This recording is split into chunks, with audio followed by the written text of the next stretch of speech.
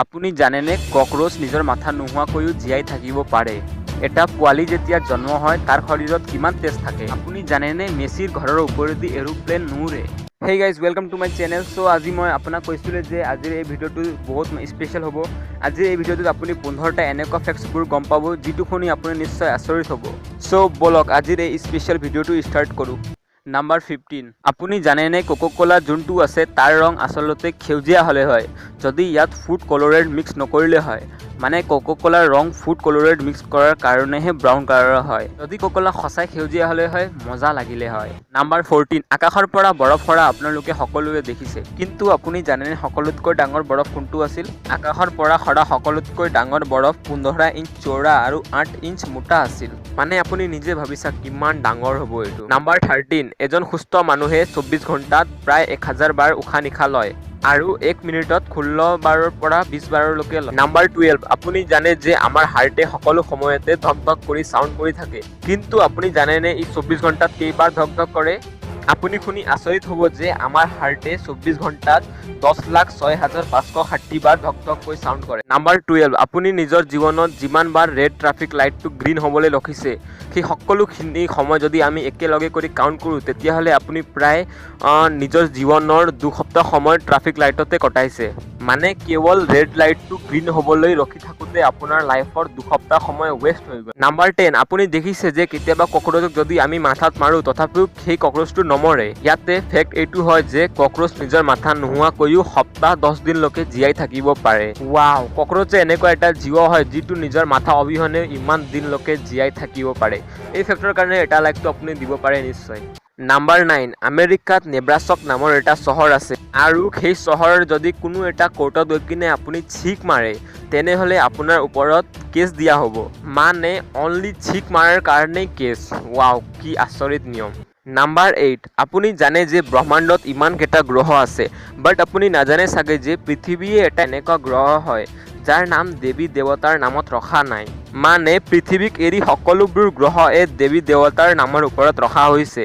Number 7, আপোনালোকে চুইগেম খাই বহুত ভাল পায় আৰু বহুতে সদায় চুইগেমবিলাক খাই থাকে আৰু বহুতৰে চুইগেম বহুত প্ৰিয়, কিন্তু আপুনি কেতিয়াবা ভাবিছেনে পৃথিৱীৰ প্ৰথম চুইগেমটো কিমান বছৰ পুৰণা? এতিয়া আপুনি এই ফেক্ট শুনি আচৰিত হ'ব যে পৃথিৱীৰ সকলোতকৈ পুৰণা চুইগেম 9000 বছৰ আগৰ আছিল। মানে আজিতকৈ 9000 বছৰ আগতে চুইগেমটো বনোৱা হৈছিল আৰু সকলোতকৈ ফাৰ্ষ্ট চুইগেমো 9000 বছৰ আগতে বনোৱা হৈছিল। মানে আজিতকৈ 9000 বছৰ আগতো চুইগেমবোৰ পৃথিৱীত এক্সিষ্ট কৰিছিল। ৱাও। নাম্বাৰ 6, আপোনালোকে সকলোৱে কুকুৰবোৰ পুহি ভাল পায় বা কুকুৰ সকলোৰে মানে পৃথিৱীত 80% মানুহৰে কুকুৰ বহুত প্ৰিয় আৰু কুকুৰক বহুত ভাল পায়, কিন্তু আপুনি কুকুৰৰ বিষয়ে এটা কথা নাজানে চাগে আৰু এই কথাটো জানি আপুনি নিশ্চয় আচৰিত হ'ব যে ব্লাড হাউণ্ড নামৰ এটা কুকুৰ আছে আৰু এই কুকুৰটো এনেকুৱা এটা কুকুৰ যাক আমি কোৰ্টত প্ৰুফ বনাই বা চবুত বনাইও লৈ যাব পাৰোঁ। মানে যদি ব্লাড হাউণ্ড নামৰ কুকুৰ আপোনাৰ ঘৰত আছে তেনেহ'লে আপুনি কোৰ্টত প্ৰুফ বনাই তাক লৈ যাব পাৰে। ৱাও। নাম্বাৰ 5 ফেক্টটো আপোনালোকে সকলোৱে নিজৰ লগত ৰিলেট কৰিব পাৰে আৰু আপোনালোকে সকলোৱে কমেণ্ট কৰি ক'ব যে এই ফেক্টটো সঁচা হয় নে মিছা। আপোনাক যেতিয়া কোনোবাই ভিডিঅ' কল কৰে বা আপুনি যেতিয়া কাৰোবাক ভিডিঅ' কল কৰে সেই সময়ত 90% মানুহে 90% টাইম নিজৰ চেহেৰাটোৱে ভিডিঅ' কলত চাই থাকে। মানে যোনে ভিডিঅ' কল কৰিছে তাক নাচায়, য'ত নিজৰ সৰুটো চেহেৰা দেখুওৱা থাকে তাতে 90% ভাগ মানুহে চাই থাকে। ইয়াত যেতিয়া আপুনি কাৰোবাক ভিডিঅ' কল কৰিব বা কোনোবাই আপোনাক ভিডিঅ' কল কৰিব তেতিয়াহ'লে আপুনি নিশ্চয় লক্ষ্য কৰিব যে আপুনি ধ্যান 90% নিজৰ চেহেৰাতে থাকে।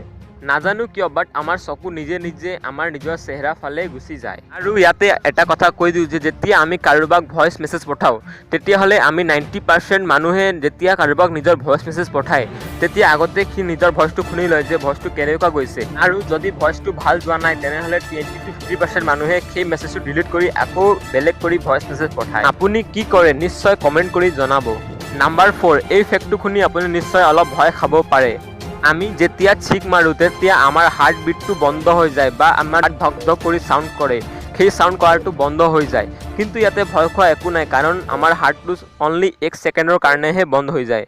মানে আমাৰ চিক মাৰা সময়ত আমাৰ হাৰ্টটো 1 ছেকেণ্ডৰ কাৰণে বন্ধ হৈ যায়, কি আচৰিত নহয়নে? এনেকৈ আমাৰ শৰীৰত বহুতকেইটা অংগ আছে আৰু বহুতকেইটা বিচিত্ৰবোৰ অংগ আছে, যিটো শুনি আপুনি নিশ্চয় আচৰিতেই হ'ব। আমাৰ এই পৃথিৱীত পুৰা ব্ৰহ্মাণ্ডত ইমানকেইটা ৰহস্যবোৰ লুকাই থকা আছে, যিটো ৰহস্যবোৰ শুনি আপুনি নিশ্চয় আচৰিত হ'ব। সেইকাৰণে আপুনি চেনেলটো ছাবস্ক্ৰাইব কৰি দিয়ক, যাতে আপোনাৰ সকলোবোৰ ৰহস্য আপুনি লাহে লাহেকৈ গম পাব পাৰে। মানে সঁচাকৈ আমাৰ শৰীৰ, আমাৰ মাইণ্ড, আমাৰ এই পৃথিৱীখন সকলোৱে বহুতো বিচিত্ৰ আৰু বহুতো ৰহস্যৰে ভৰা। নাম্বাৰ 3, আপুনি এই কথাটো জানি নিশ্চয় আচৰিত হ'ব আৰু বহুতো শ্বকড হ'ব। এটা সৰু পোৱালি যেতিয়া জন্ম হয় তাৰ শৰীৰত কিমান তেজ থাকে আপুনি কেতিয়াবা জানেনে বা আপুনি কেতিয়াবা গম পাইছেনে? এটা সৰু জন্ম হোৱা পোৱালিৰ তেজৰ মেজাৰমেণ্ট কৰি দেখিলে যে এটা নতুন জন্ম হোৱা পোৱালিৰ শৰীৰত মাত্ৰ 1 কাপ তেজ থাকে। এই ফেক্টটো শুনি মই নিজে আচৰিত হ'লোঁ যে এটা জন্ম হোৱা পোৱালিৰ শৰীৰত মাত্ৰ 1 কাপহে তেজ থাকে। নাম্বাৰ 2, আমেৰিকাত এজন জেমছ ফিক্স নামৰ এটা মানুহ আছিল, যিজন মানুহে প্ৰথমবাৰৰ কাৰণে আমেৰিকাত জগিং ষ্টাৰ্ট কৰিলে বা জগিঙৰ প্ৰথা আমেৰিকাত এই মানুহজনে ষ্টাৰ্ট কৰিলে। এই মানুহে ষ্টাৰ্ট কৰাৰ পিছতে আমেৰিকাৰ মানুহে জগিং কৰা ষ্টাৰ্ট কৰিছে। বাট ইয়াতে ফেক্ট এইটো হয় যে এই মানুহজনে ৰানিং কৰি থকা অৱস্থাতে মৃত্যু হৈছিল। মানে তেওঁ ৰানিং কৰি থকা অৱস্থাত হাৰ্টবিট বন্ধ হৈছিল, ফলত তেওঁৰ মৃত্যু হৈছিল। মানে কি আচৰিত নহয়নে? যিজন মানুহে জগিঙৰ প্ৰথা ষ্টাৰ্ট কৰিলে সেইজন মানুহে ৰানিং কৰি থকা অৱস্থাতে মৃত্যু হৈছিল।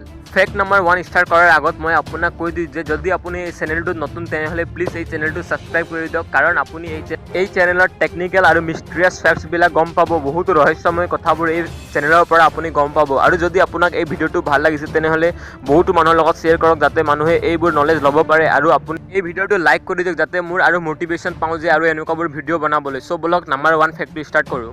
মেছি, পৃথিৱীৰ সকলোবোৰ মানুহে প্ৰায় মেছিক চিনি পায়, আৰু যদি আপোনালোকে চিনি নাপায় তেনেহ'লে মই কৈ দিওঁ যে মেছি এজন বহুতো ডাঙৰ ফুটবল প্লেয়াৰ হয়। আৰু তাৰোপৰি মেছিয়ে এজন এনেকুৱা প্লেয়াৰ হয় যাৰ ঘৰৰ ওপৰেদি এৰোপ্লেন নুউৰে। মেছিৰ ঘৰৰ ওপৰেৰে এৰোপ্লেন নুউৰে, এইটো মেছিৰ কাৰণে নহয়, তাতে থকা স্পেনিছ ল' কাৰণেহে মেছিৰ ঘৰৰ ওপৰেৰে এৰোপ্লেন নুউৰে। মেছি এটা এনেকুৱা জাগাত বহে যোনটো এনভাইৰনমেণ্ট প্ৰটেক্টেড এৰিয়া হয়। আৰু এটা কাৰণ আছে যে য'ত মেছি থাকে তাৰ ওচৰত হিষ্টৰিকেল মনুমেণ্টছবোৰ আছে, যাৰ ফলত তাৰ ওপৰেৰে এৰোপ্লেন যোৱা এলাউড নাই। সেইকাৰণে মেছিৰ ঘৰৰ ওপৰেৰে এৰোপ্লেন নুউৰে। মানে মেছি এনেকুৱা জাগাত থকাৰ বাবেহে মেছিৰ ঘৰৰ ওপৰেদিও এৰোপ্লেন যাব নোৱাৰে। চ' গাইজ, আজিৰ কাৰণে ইমানেই। যদি এই ফেক্টছবোৰ ভাল লাগিলে তেনেহ'লে নিশ্চয় লাইক কৰিব, কমেণ্টছ কৰি ক'ব যে ভিডিঅ'টো কেনেকুৱা লাগিল। আৰু ভাবি আছোঁ যে এতিয়া অহা যিমানবোৰ ভিডিঅ' আছে সেইবোৰ ভিডিঅ' মই অসমীয়াত নবনাই হিন্দীত বনাওঁ, যাতে সকলো মানুহে চাব পাৰে। চ' গাইজ, আজিৰ কাৰণে ইমানেই। লগ পাম বেলেগ ভিডিঅ'।